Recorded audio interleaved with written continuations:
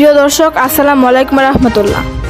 আশুলিয়া থানা বিএনপি এবং অঙ্গ ও সহযোগী সংগঠনের আয়োজনে দোয়া ও মিলাদ মাহফিল। প্রতিবেদনে ছিলেন বি চৌধুরী, ক্যামেরায় ছিলেন সানি।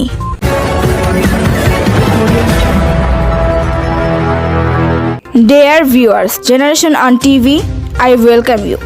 আশুলিয়া থানা বিএনপি এবং অঙ্গ ও সহযোগী সংগঠনের আয়োজনে বিএনপির চেয়ারপারসন সাবেক প্রধানমন্ত্রী খালেদা জিয়ার সুস্থতা ও দীর্ঘ আয়ু কামনা এবং সাম্প্রতিক বৈষম্য বিরোধী ছাত্র জনতার আন্দোলনে নিহত সকল শহীদদের আত্মার মাগফিরাত এবং আহতদের রোগমুক্তি কামনায় মিলাদ ও দোয়া মাহফিলে বক্তব্য রাখেন ধামসোনা ইউনিয়ন বিএনপির সভাপতি আহ্বায়ক জাতীয়তাবাদী মৎস্যজীবী দল ঢাকা জেলা স্বদেশ বন্ধু খান মোহাম্মদ ইলিয়াস শাহী মোকলেস।